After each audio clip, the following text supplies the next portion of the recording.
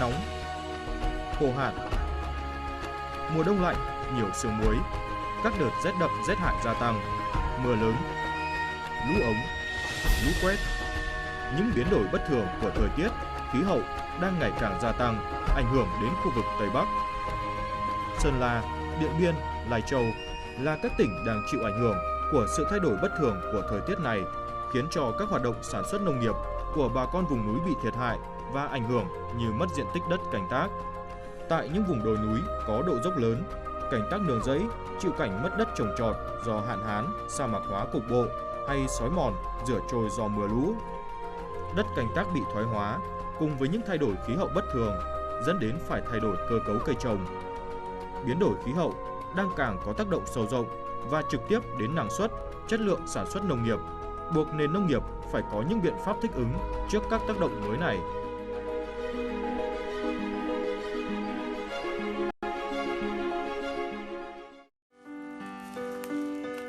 Ông Lò Văn Trung, một người dân ở xã Hát Lót, huyện Mai Sơn cho biết, trong gần 5 năm trở lại đây, nhiều hiện tượng thời tiết khí hậu thất thường như gió lốc, mưa đá, lũ ống lũ quét nhiều ảnh hưởng đến cây trồng. Năm 2016, một đợt mưa tuyết đã gây ảnh hưởng đến khu vườn của ông. Một đường rãnh xẻ từ trên đồi xuống khiến cho cây cà phê bị héo và chết. Cho đến nay, dấu vết của đợt mưa tuyết đó vẫn còn lại là những hàng cây không thể mọc lại như cũ. Trước chuyển đổi là gia đình trồng cây ngô. Đấy, vào cây ngô thì trước cũng là thu nhập chính là cây ngô, cây sắn. Nhưng mà về cái chuyển đổi cây trồng so sánh với cái cây ăn quả này là cây ăn quả là cao hơn. Đối với cây cà phê thì vẫn được thu bình thường, nhưng mà đối với cây nhãn thì không từ trồng được rồi thì do cái giống nhãn cũ là nó không được thu nhập. Đấy, dù có hoa nhưng mà không đậu quả. Đấy.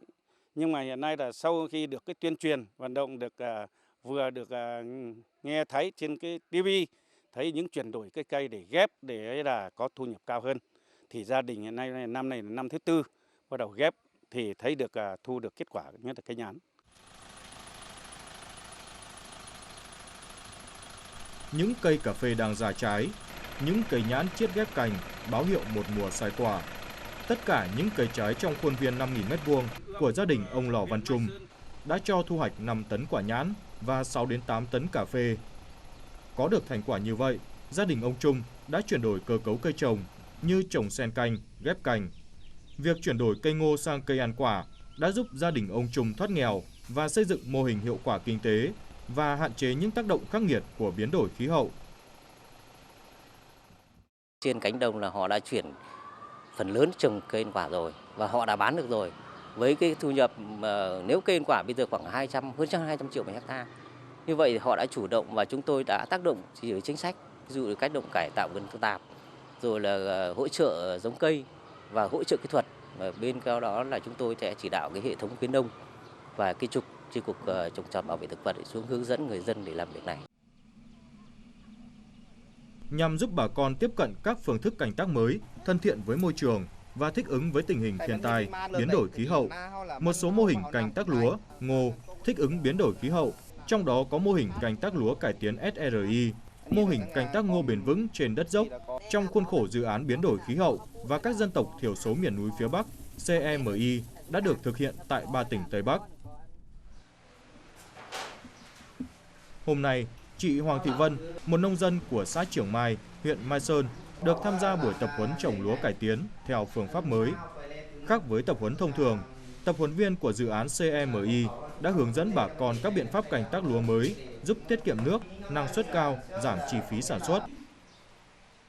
Bước đầu thì cũng rất khó khăn bởi vì kỹ thuật mình cũng chưa được thực hành này. Xong là nhờ cán bộ khuyến nông kỹ thuật xuống hướng dẫn bà con để cấy. Cầm tay chỉ việc, hướng dẫn bà con ngay trên cánh đồng, giúp người dân có thể thực hành ngay trên đồng ruộng của mình. Những kiến thức được truyền tải sinh động, dễ tiếp thu và bà con có thể áp dụng. Tại vì mình trồng theo phương pháp SRI thì nó không cần nhiều nước, cho nên mình mới chuyển đổi sang phương pháp SRI. Chúng mình cấy theo phương pháp là buông mắt sàng. cái lánh đuống, cho nên là chúng mình không cần nhiều nước quá thì nó mới hợp với thời tiết ở đây. Tại vì lúc thì nắng, lúc thì mưa, cho nên là mình chuyển đổi cơ cấu thì nó rất là phù hợp với thời tiết ở đây.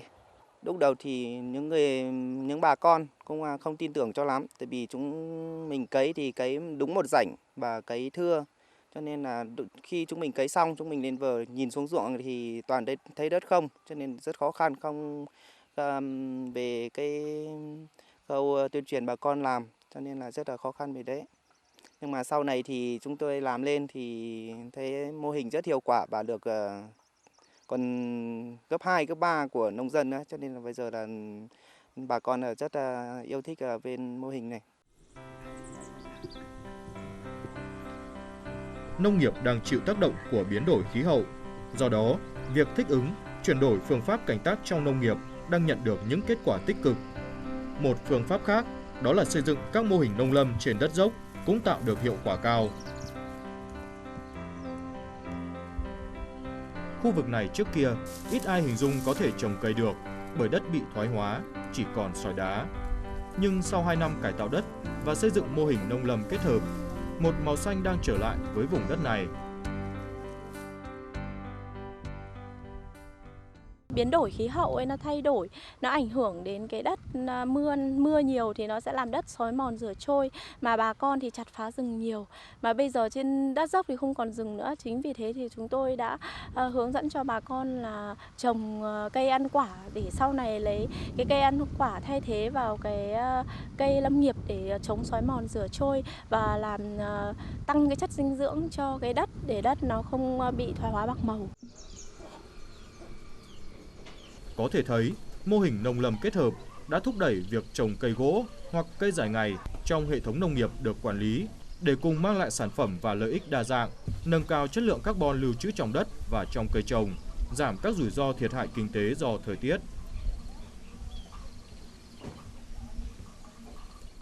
Bằng cỏ thứ nhất là được chặn được cái xói mòn. Thứ hai là được cỏ chăn nuôi, tăng đàn gia súc. Ví dụ như là bà con ngày trước là chăn nuôi là phải đi mất một người đi cắt cỏ.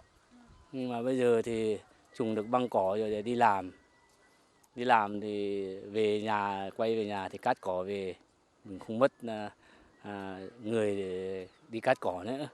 Đấy là cái đấy là cũng một cái thuận tiện. Thứ hai là cũng tăng được đàn gia súc lên.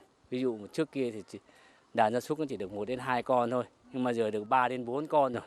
Đấy, tăng đấy.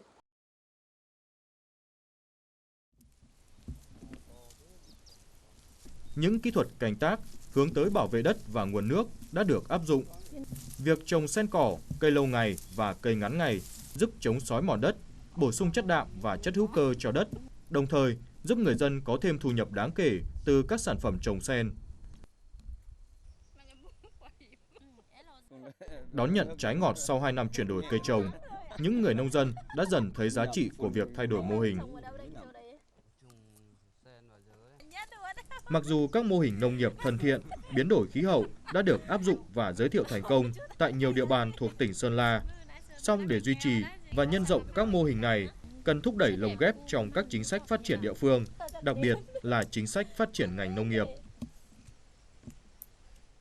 Hiện nay thực hiện chủ trương của tỉnh ủy và chỉ đạo của Ủy ban nhân tỉnh, Ủy ban nhân huyện Mai Sơn cũng chỉ đạo các phòng ban chức năng của huyện, đặc biệt giao cho Phòng Nông nghiệp Phát triển nông thôn hướng dẫn bà con nông dân. Thứ nhất là khắc phục chuyển đổi cơ cấu cây trồng, đặc biệt là những cây trồng trên đất dốc có diện tích năng suất kém hiệu quả, chuyển sang cây trồng cây ăn quả, áp dụng công nghệ ứng dụng khoa học công nghệ cao vào như chiết ghép và trồng mới những cây chiết ghép để có năng suất cao. Qua quá trình thực tiễn tại huyện, trong hàng năm xây dựng kế hoạch để ứng phó với biến đổi khí hậu, thì qua quá trình tổ chức xây dựng kế hoạch thì thứ nhất là phòng cũng đã thực hiện theo chỉ đạo và kế hoạch của tỉnh và của các ngành. Sau đó là phối hợp với Ủy ban nhân các xã và việc tham vấn tự xây dựng kế hoạch để phát triển những cây con thì từ những tham vấn từ thôn bản và đến Ủy ban nhân các xã gửi lên Phòng Nông nghiệp Phát triển Nông thôn tổng hợp và gửi cho Phòng Tài chính Kế hoạch để xây dựng kế hoạch chung cho toàn huyện. Tuy nhiên, trong quá trình tổ chức triển khai thực hiện thì nó cũng có nhiều khó khăn vướng mắc. Thứ nhất là về vấn đề trong xây dựng kế hoạch để có một con số riêng hay một cái kế hoạch riêng cụ thể hơn là cho vấn đề đối phó với biến đổi khí hậu thì cũng chưa được cụ thể. Nó chỉ lồng ghép các chương trình lớn của huyện. Chuyển đổi cơ cấu cây trồng chỉ là một trong những giải pháp nhằm thúc đẩy áp dụng rộng rãi thực hành nông nghiệp thân thiện với khí hậu. Điều quan trọng là cần nâng cao nhận thức của người dân, lấy người dân là yếu tố chính trong việc phát triển nông nghiệp thân thiện với khí hậu.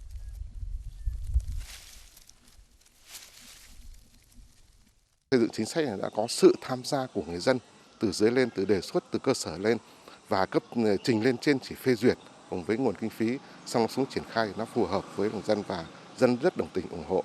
Từ đó thì trong mấy năm gần đây thì cái kinh tế nông lâm nghiệp của tỉnh nhà đến có cái hướng phát triển.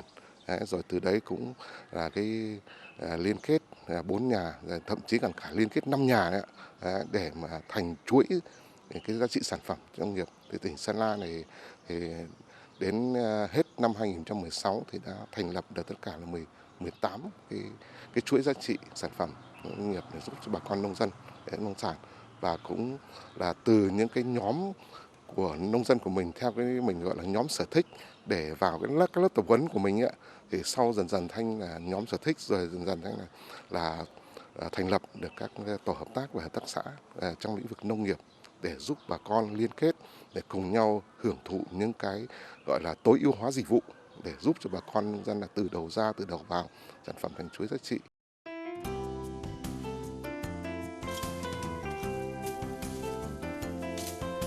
Nông nghiệp thân thiện với khí hậu, một khái niệm còn xa lạ với nhiều người dân.